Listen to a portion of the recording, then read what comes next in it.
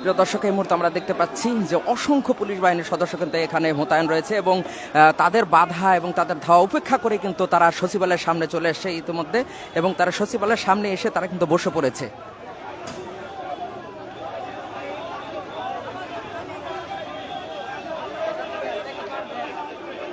তারা সামনে চলে আসে এবং এখানে কিন্তু পুলিশের সঙ্গে বাকবিতণ্ডা চলছে এখানকার অবসরপ্রাপ্ত এবং চাকরিচ্যুত বিডিআর সদস্যদের। এই মুহূর্তে আমরা দেখতে পাচ্ছি বাকবিতণ্ডা চলছে তাদের দুই গ্রুপের মধ্যেই, এবং আমরা দেখেছি সেই শিক্ষা ভবনের সামনে কিন্তু তাদেরকে আটকে দেওয়ার জন্য চেষ্টা করেছে পুলিশ, কিন্তু তাদের পারেনি।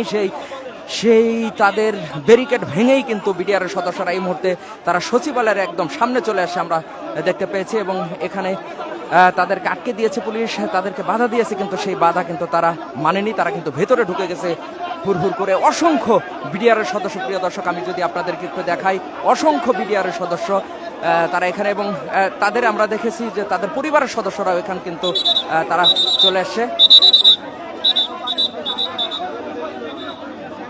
আমরা দেখেছি মাহিন সরকারকেও, অর্থাৎ বৈষম্য বিরোধী ছাত্র আন্দোলন নেতা মাহিনকেও, সমন্বয়ক সেই মাহিনকেও কিন্তু আমরা দেখেছি বিডিআর সদস্যদের সঙ্গে, তিনিও কিন্তু নেতৃত্ব দিচ্ছেন আজকের এই বিডিআরদের।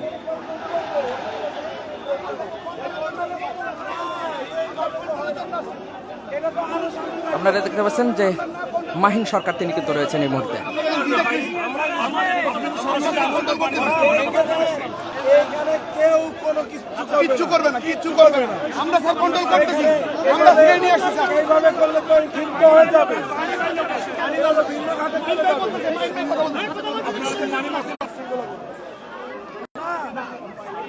ভাই আমরা এখানে বসে বসে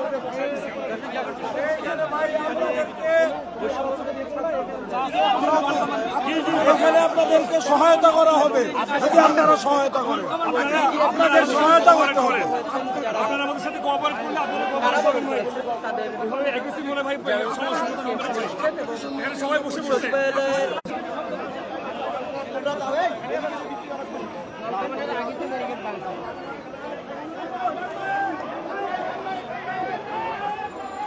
প্রিয় দর্শক, আমরা দেখতে পাচ্ছি যে অসংখ্য বিডিআর সদস্য যারা রয়েছেন, যারা চাকরিচ্যুত হয়েছেন এবং সাজাপ্রাপ্ত হয়েছেন, তারা কিন্তু আজকে এখানে চলে আসছেন এবং তারা সচিবালয় ঘেরাও করবার জন্য একদম সচিবালয়ের সামনে এই মুহূর্তে তারা রয়েছেন।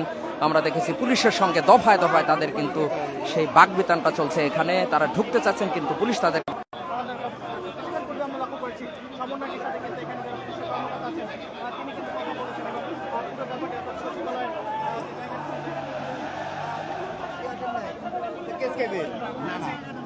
আমরা ঢুকবো। চাকরি বিরোধ দেবে না, আমাদের কাছে কেন নিক্ষেপ করা হলো? আমরা এই যে আন্দোলন করতেছি, আমরা ন্যায় বিচার চাই, অন্যায় চাই না, আমরা ন্যায় বিচার চাই। আমরা ন্যায়ের মধ্যে আসছি, আমাদের আমরা যেন না যাইতে পারি সেই জন্য আমাদেরকে পানি নিক্ষেপ করা হয়েছে। আমরা চাই ন্যায় বিচার করে আমাদের আত্মীয় যারা আছে, কাকা আছে, বাবা যারা আছে, সবাইকে চাকরিতে বহাল করা হোক।